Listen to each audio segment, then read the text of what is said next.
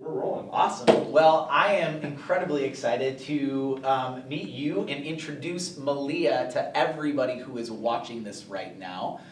If you are watching this right now and you are a student, I want you to keep an open mind to the messages, the thoughts, the ideas, the processes, and the wisdom that we have in front of us right now. I'm meeting Maelea personally for the very first time. She has seen me speak in different situations throughout our time together when she's been in high school, but we're getting to know each other right now, and through this conversation that we are having, my hope is that we can unpack some of the wisdom, the experience that she brings to the table, because I think one of the best ways that we can grow as a human is to listen to the people who have come before us. And legacy so often is that road you leave for others behind, and a way that you can leave legacy is to share your gifts, your wisdom, your experience with those who are coming in behind you, so that they can be a better human and they can sort of take their school, their life, their leadership, whatever it is, to the next level. So, with all of that said, I am incredibly honored and very excited for this conversation, because I, as a constant student of life, I'm excited to learn and gain knowledge and glean sort of wisdoms from you and your experience. So first and foremost, I want to hear a little bit more about you. Tell me what sort of like in your life right now, what is going on? Are you, I've heard you graduated, so just talk a little bit about kind of where you're going in this next step of your life. Yeah, I just graduated, so I'm a class of 2020 from Spring Lake Park High School. Spring Lake Park High School, home of the Panthers. All right, awesome. Yep, and so I'm going to go to Northwestern University, and I'm going to be a theater major. A theater major at Northwestern University in Chicago, Illinois. Did your parents ever say to you, Maelea, what are you going to do with a theater major? I've heard that way too much. Way too much. My dad is Filipino. So we had like the Asian, are you going to be a nurse? Are you going to be a nurse? And everyone in my family is nurses. That's very funny. So I was like, no. I could play a nurse on TV maybe I sometime. I could do that. I would be okay with that. But I was just like, no, I would rather be in the arts. And I've been artsy my whole life. Yeah. So, yeah, I mean, it wasn't a surprise, but. Yeah, well, I just think as being somebody, I was the third in my family, and I was kind of like the black sheep in that I wasn't like a troublemaker, and I did stuff that, and things I never got caught for, thank goodness, but I wasn't like squeaky clean, but I wasn't into like black sheep as in I was in like a lot of trouble. I just did things differently than my brother and my sister and my whole family. I think first off, I have like a very sensitive heart, which is like different than, my family has that too, but I have it like on a different level. And I also kind of bucked the trend, and I did theater in my family for the first time. No one had ever done that before. And so I completely empathize with sometimes going against ingrained sort of rules and ideas that somebody else has for your life and place, and then going against that. I know how hard that can be. And so I have a lot of admiration for the courage that it takes just to do that. Was there a time in your high school journey, when did that like click, that you went, you know what? I know this isn't going to be the popular choice in my family, and there's going to be some people who think that this is not a good idea, but this is kind of my life, and this is what my passion is and where I think my strengths are. I'm going to do it no matter what. Was there like a moment in high school where that clicked for you? Well, actually, that was in sophomore year. Okay. Yep, it was, we had a whole bunch of gun violence in schools, and there was the Parkland shooting. 2018, the Parkland shooting. Okay, so Mhm. you're a sophomore, and you're experiencing everything that is happening during that moment as a sophomore. Tell me more about that. So half of my family is more conservative and all of that. So Yeah. when I was watching that happen, and I was getting upset by it, and all my friends were just kind of like wanting to do something about it, and my dad was like, don't speak about politics at school, don't speak about it in general, you know, I don't want you to use your social media to speak out against this. And I was trying to do that, and Eventually, we decided to organize a protest at our school, and I think that's when I got a lot of pushback from that side of the family. Yeah. Yeah, so I was struggling with that a lot, but I ended up just going for it and wanting to do that. And so, Yeah. it was kind of the black sheep moment of the family. Yeah, and talk about, I think, some of the repercussions that has happened because of that. Now it's 2 years, almost 2.5 years later since that incident.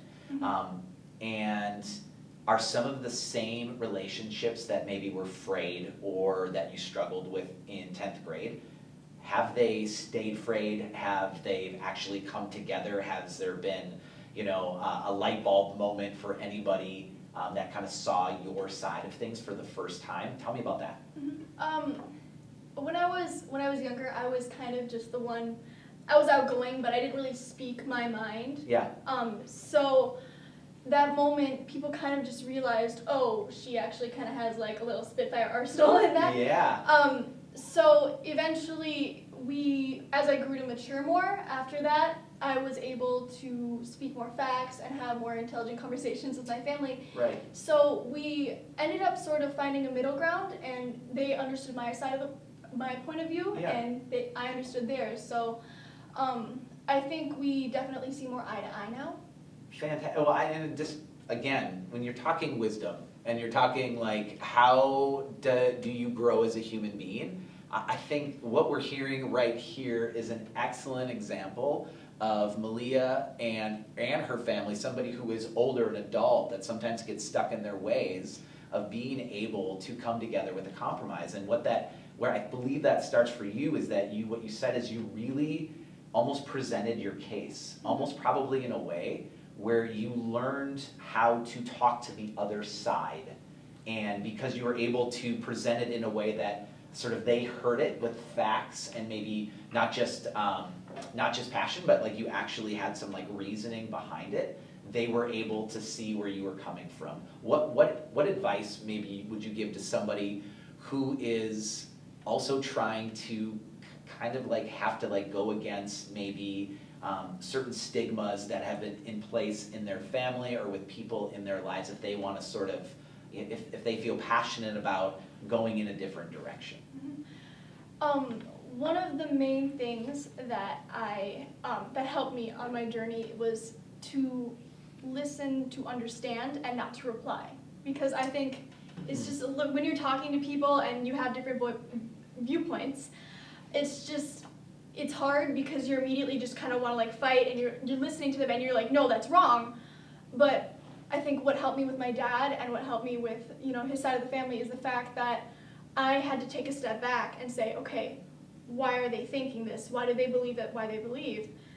And it's kind of a good way to understand, and then eventually, yes, you're replying, but you reply in such a way that they're actually going to hear you. Wow, that is powerful. If you could just take this moment and put it on my Facebook feed so that all the adults in my life could go back and hear the phrase listen to understand versus listen to reply, that might make an immediate impact on a lot of people's lives.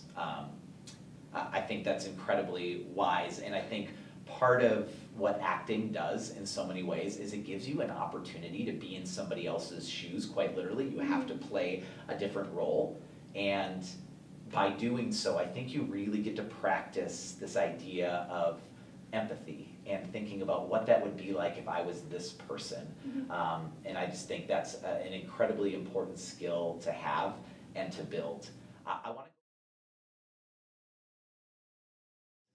want to go back to 10th grade, and I want to go back to the situation. For those that don't remember, Parkland was, it was a pivotal moment in our country and in the situation we have right now with guns in schools and with students standing up and saying, no more, like our voice is going to be heard. That was a powerful, powerful situation, and all the students in Parkland who were standing up and starting a movement around that inspired you, I'm assuming, and you said, I want to do something about it here. in my sort of neck of the woods, in my part of the world. Talk a little bit about how you became inspired to really step into this movement as boldly as you did. Yes. So after Parkland happened, we watched the survivors of the shooting stand up and speak, as you said. Yeah. And we were just watching all of these other students around the nation protest and join them in the movement. Yeah. And so there ended up being a nationwide protest day on April 20th, which was the anniversary of the Columbine shooting. Mm-hmm. So I ended up talking with a couple of my friends from theater, and we're very activist minded. And so we basically just went, how can we help now? What can we do in this school? Because there was just a lot of polarization in the school. It was underlying, but you could kind of tell there were just people posting things like one way or the other, and it was just. So let's just stop right there. Mm-hmm. For those that don't remember, what was the polarization? What was one side saying versus what was the other side saying? Do you remember? It was a lot to deal with the Second Amendment.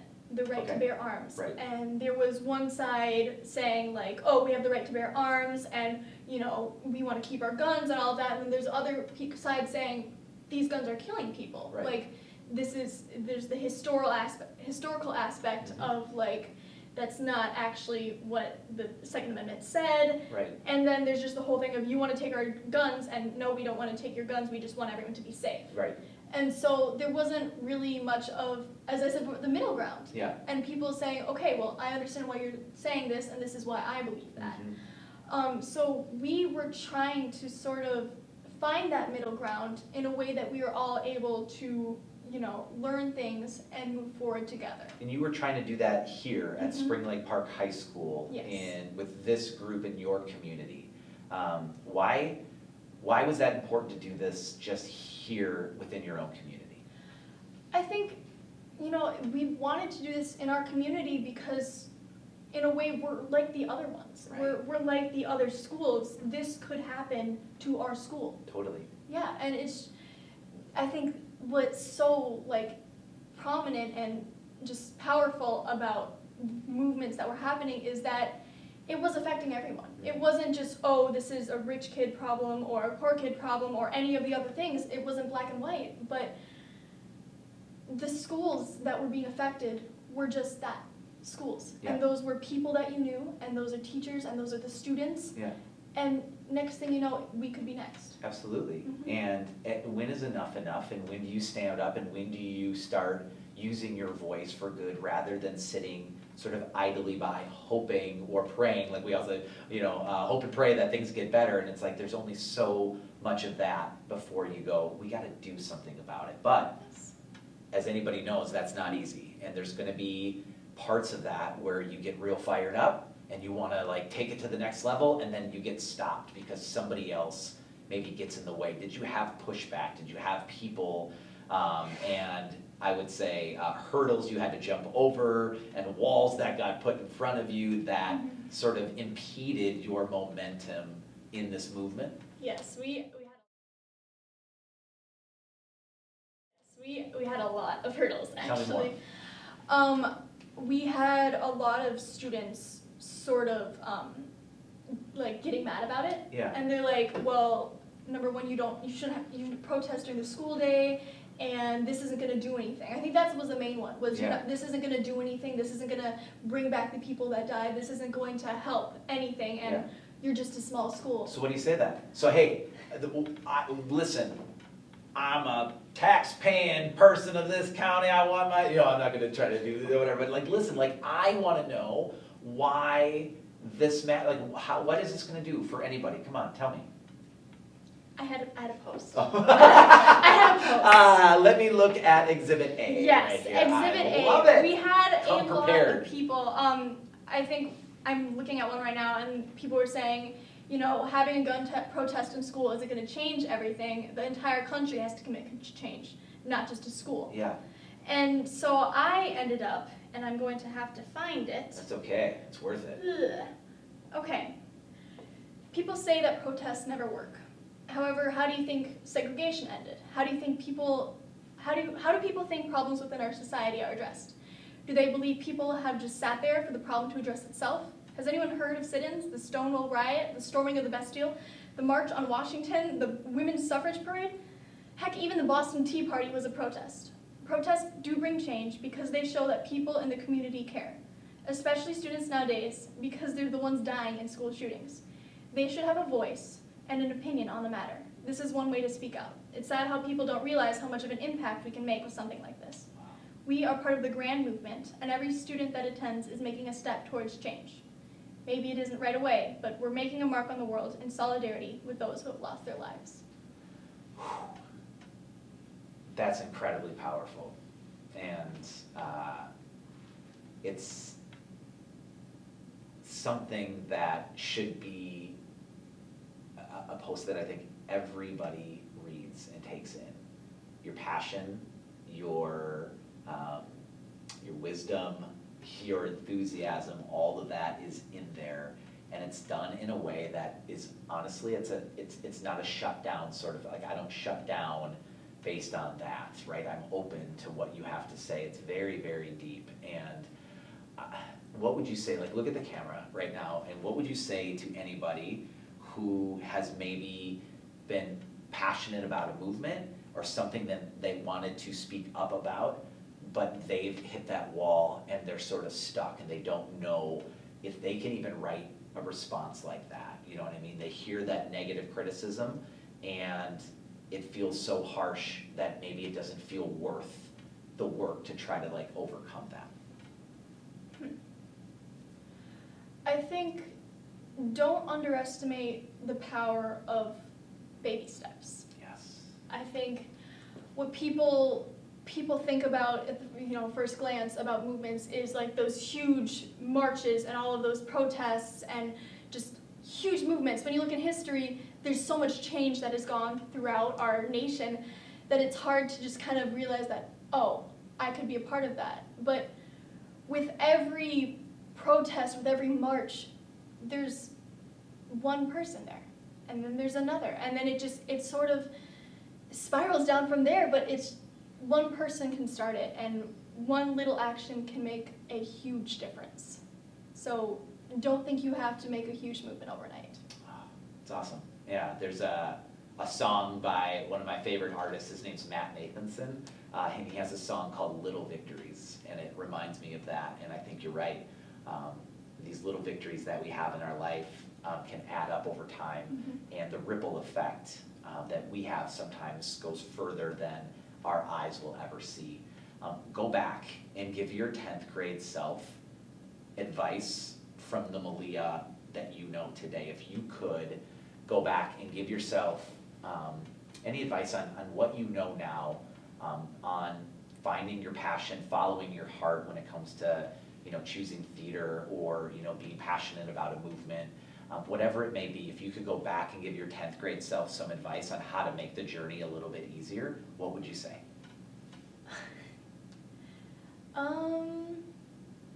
It's going to be okay. Tell me more. Tell me more about that. That's very interesting. I think in 10th grade, I was kind of overwhelmed with like everything. I remember during organizing the protests, I was also dealing with Tech Week of the musical, which that's called Hell Week for a reason. That's right. There was a lot of finals. There was just a lot of pressure. The social life. Totally. High school's hard, man. Yeah. But I think I let myself be overwhelmed by how overwhelmed I felt. And luckily I did have a couple of teachers that were, it's going to be okay, and there's the support. But I think knowing that, the anxiety will pass and the struggles will pass, I think that would have helped me a lot. Yeah, sometimes it's just nice to know that there's light on the other side of the darkness. And I think we sort of know it intuitively, but just to be reminded of it. You said something incredibly important that I think every single person needs to hear, especially every single young person, and that was you were able to find a few adults that were able to support you. Life is hard, you said it already. High school is challenging. Talk about the importance of surrounding yourself with good people, whether that's friends or whether that's mentors, teachers, coaches, people who've been able to walk a little further down the path than we have. Talk about the importance of surrounding yourself with a crew. Mm-hmm. I think there's a saying, and I don't remember how exactly it goes, but it's you become the people who you surround yourself with. Yeah. You are the sum average of the 5 people you surround yourself the most, Mm-hmm. right? Yep. And I think, I mean, it doesn't really matter if it's, you know, students, adults, it can even be your, like, family, you know. But, you know, the people who you surround yourself with, they're either going to bring you up or they're going to tear you down.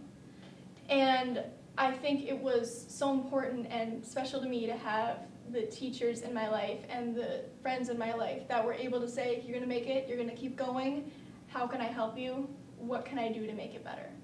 And then they were also they were always pushing me to go forward, but in a way that was good. Yeah. Yes. If you could look into the camera, knowing that those educators that had that impact on your life are watching this video, what would you say to them? Thank you. Thank you a lot. I couldn't have done it without you, and I'm just incredibly grateful for all that you do because you don't understand how much impact you have on a student's life.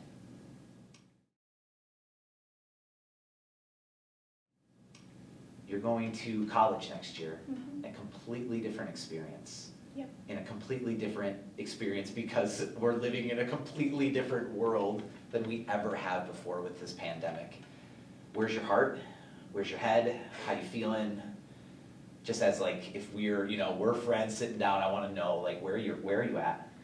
Oh, I'm excited. Yeah. Yes, So you're going. Yes, You're going to I'm be going. there on campus. Yep, we are doing single room housing, so I'm going to be quarantined in my room, Okay. and it's mostly online, so Okay. that's gonna be a little weird, and I'm afraid of being isolated. Yeah. Yeah, because I've been a social person. Yeah. Introvert but social, and so I think I'm nervous for not making friends, but I think that's just a general anxiety, and Yeah. what calms me down about that is I know that every other student in America is currently feeling that way. Yeah. Yep. Wow. I'm excited because I get to pursue my dreams, Yeah. and I didn't ever think I would. I always thought I would get like stuck in a college in Minnesota and just kind of like, ugh. Yeah. So I'm excited to pursue my dreams and get that into the next level and into my life. Isn't that awesome? Mm-hmm. I've heard something recently that I really felt is true and accurate, and that's this idea of the sooner you know who it is that you want to be in this world and what you want to do, the better you are going to be 20, 30, 40 years from now, because truly it's a journey. And where you're at now is probably not where you're going to be 20 years from now. But in order to get to that person that you are going to be right now, you have to know where you are headed. And the fact that you have such a strong head on your shoulders and you know where you are headed and you know that you're following your heart and your passion, I have nothing but the utmost confidence that you are going to do amazing, amazing things in this world. If you had to wave the magic wand and things worked out perfectly in your head for where your dreams are in your heart and soul right now, what does that look like for you 5 years, 10 years, 20 years from now? Where would it be? Like what? What would you be doing? Right, like things worked out perfect. Because we project Yeah. and we go, hey, if I make this choice, that's going to lead to this, which will lead to this, which will ultimately lead to where I want to be. Imagine you're where you want to be, or you're closer to where you want to be than you are today. What does that look like for you? I would be. First of all, Broadway would be open. Broadway would be Broadway open. would be First and open. foremost, I just have to more than establish. anything. Because it's not open right now. Right. I would be performing, hopefully on Broadway. Okay. We get to be idealistic. Yeah, I love it. I would also be working in communications and marketing and graphic design. Because as an actor, you're going to have 17 jobs. Let's just be Yes. honest. Okay, Gig continue. economy. I love it. So say it Yes. again. Communications and what? Communications, marketing, and graphic design. Wow. Okay. So tell me more about that, because that's a whole different muscle in the brain than the acting Yep. thing. And so how do you take the graphic design, marketing, communication, and pair it with the other part of your passions? Well, in my junior year, Yeah. actually, I'm going back a little. Yeah. I ended up getting really involved in advertising for the theater in Spring Lake Park. Yeah. And so I would do the posters, and I would do the shirt designs, and Yeah. I'd run the social media. Yeah. And I just kind of fell in love with it. Mhm. Because I think I actually fell in love with it before when I was doing the protest. Because I was doing these graphics for my Instagram, and I'd post them, and I'd advertise the protest, and I was like, this is really cool. And Yeah. that was sort of my job. And Wow. so I moved that into theater. And I ended up working under the communications department for a little bit. Yeah. And I just kind of realized, oh, I would not hate this Yeah. if I did this for the rest of my life. Wow, that is awesome. Yes. Like, what do I want to be when I grow up, and where's my life headed? Maybe you should just go, I would not hate this if I had to do this for the rest of my life. That's a very Yes. good sign. But another cool thing that I pull out of that is that you didn't even know that communications and marketing and social media was your jam until you did it, until you tried it, until you threw it on the wall and you saw what sticks. I think that's an incredibly important message to young people who sometimes get stuck in this rut of being like one person or one thing. And we think if we don't have it all figured out, if we don't, I can't do marketing or communications. I've never done that before. Social media, I've never tried that. How would I even be good at it? But you have to like go out there and just, take a stab at it and give it a try in order to see if it's something that you're passionate about. So speak about that real quick and just talk about if, like, the importance, I guess, of trying new things and stepping outside of maybe our little bubbles and our comfort zones. Yeah, I think in high school, a lot of people are just kind of, they get stuck. Yeah. And they're like, oh, I've only done one sport in my life, or I've only done one activity in my life. And as soon as you sort of kind of just open up a little bit and you're like, oh, I never knew this existed, or I never thought to try it, some people told me to try it, but I'm always afraid of it. I think there's a lot of pressure to stay in your one little box, but as soon as you sort of realize, oh, I don't need to be stuck in here for the rest of my life, there's a lot of new opportunities that you might actually enjoy a lot more. Yeah, I love it. I love it. I love it. Okay, I think we're gonna wrap up. But I do want to follow up, going back to the movement that you started, having the courage to start was it a silent protest? Tell me more about the protest itself, and I want to know, how it was like executed, and then I want to know what was some of the impact that you felt that protest had on the Spring Lake Park High School community. I'm going back to my I love notes. We actually had a schedule. We had about 5 or 6 other people involved in the protest, and this is gonna take me a little bit. It's okay. So you actually organized the schedule together. Yep. We ended up getting the sound system and a space near the pool doors. Okay. And so we had protest music during passing time.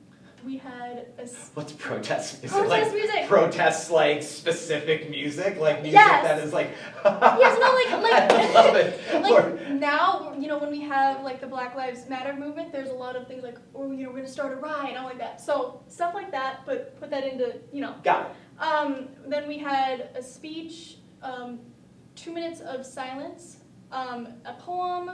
We read a couple articles, like first eyewitness accounts of people who experienced the Columbine shooting. Yeah, powerful. Yep, we had a speech about the stigma of mental illness. And then we also had one of our people interview a representative of Spring Lake Park. And so after that we had a call to action. So we had a PDF and a QR code that people would scan, and it would, contact your representatives, here's some info about all of those statistics. Incredible. And then we also had a moment of reflection afterwards, so people would be able to kind of think about the protest before they headed back to class. Amazing. And what was the feedback that you received? We had some mixed messages. Mixed messages. Yes. Tell me more. As expected, there's still some people who were like, it's not going to fix anything. Yeah. But These are people who attended that yes. said, I don't think that this is gonna fix anything? Yes, we had a little group of people in the back who kind of started a counter chant, Oh. and we were just like, okay, you can do that, but we have a sound system, so Yeah. ha. Yeah. But the majority of the feedback was actually overwhelmingly positive. Yeah. We had a lot of people who were just kind of in the middle and didn't know what to think about it, and I think that was because they didn't really take the moment to educate themselves, and so having it in a place that was accessible for them and they were able to go, there was a lot of people who were like, oh, I didn't realize, the scale of, the people affected. So a lot of people ended up thanking us and were like, oh, I have a new view. And I was like, you're welcome. It's awesome. Yeah. And I think that's, at the end of the day, if, like as a speaker myself, I hear people always say, like, if you just get to one person, then you know you made a difference. Yeah. You know in your heart you got to a lot more people. And the best part about that is that they're gonna then go get to a lot more people themselves. Again, that ripple effect and that exponential impact that your persistence, your courage, your passion had, not just on the people there, but the people who surround the people that were there, man, that's pretty admirable. Again, I hope you feel like, man, we made a big difference in our corner of the world, because that's where it starts, right? It starts in your corner of the world, and then the hope is that it can expand to other parts of the world, right? Yeah. If you were to,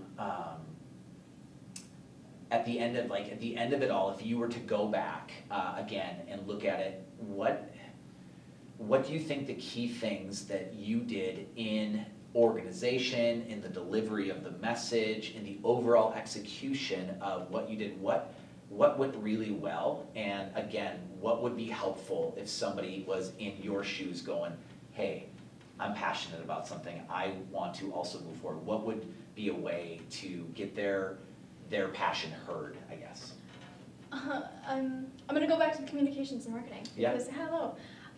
There was a lot of networking involved. We had a lot of people, I had a post, and I was saying, gun protests, Rotunda, wherever, so we had the dates and the times, and people ended up sharing it on their Snapchat and Instagram stories. Okay. So I think that was really helpful, because I think the main thing and most important thing about wanting to do a movement or doing something is the fact that people know about it. Awareness. Yes, yeah. awareness. If a tree falls in the woods and there's no one here to make a sound, doesn't make a sound. It's like if there's, yes, if you build it, they just won't necessarily come. You have to get people there. So talk about that. Yeah. Yeah, we had a lot of open conversation with people. We made it clear that, if you want to speak, you can.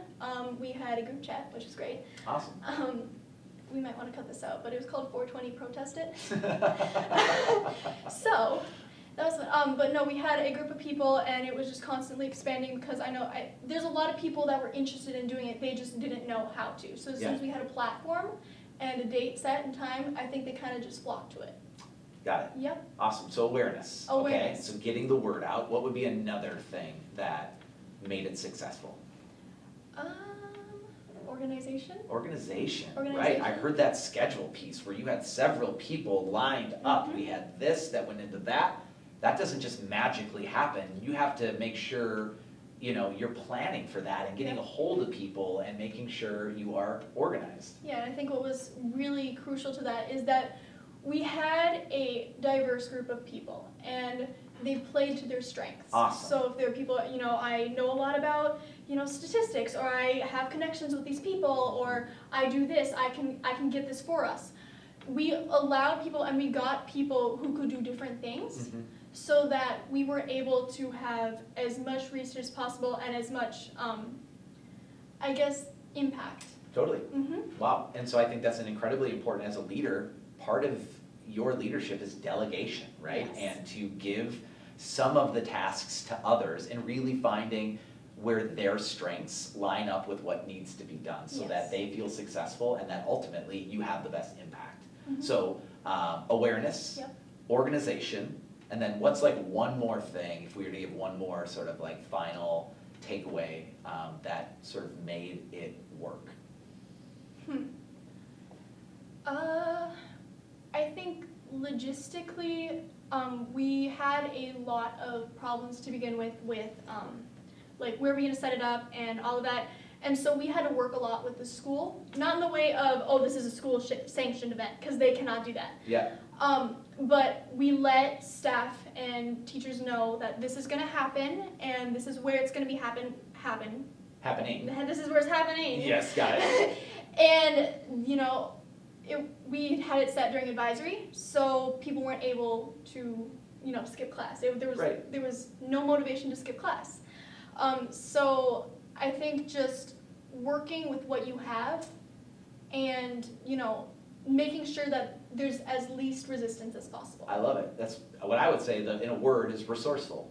Working with what you have and being able to take what you have and work around it. You knew that there was going to be some resistance, that people are going to be getting out of class and losing academic time, and so you went, okay, let's be resourceful. Let's do it when there's an advisory period where we have a little bit of time where something like that could work. So awareness, organization, and being resourceful, those are three phenomenal takeaways that I think anybody could walk away with when it comes to starting and delivering something like a movement, something that you're passionate about. Anything else that you would like to say to the wonderful youth of the world who are watching this, high school students, maybe middle school students, maybe even college students? Like, if you had 1 minute to share something that was important, that's on your heart, that you wish everybody could hear. Doesn't have to be perfect, but what would you want to say? Don't be afraid to be yourself.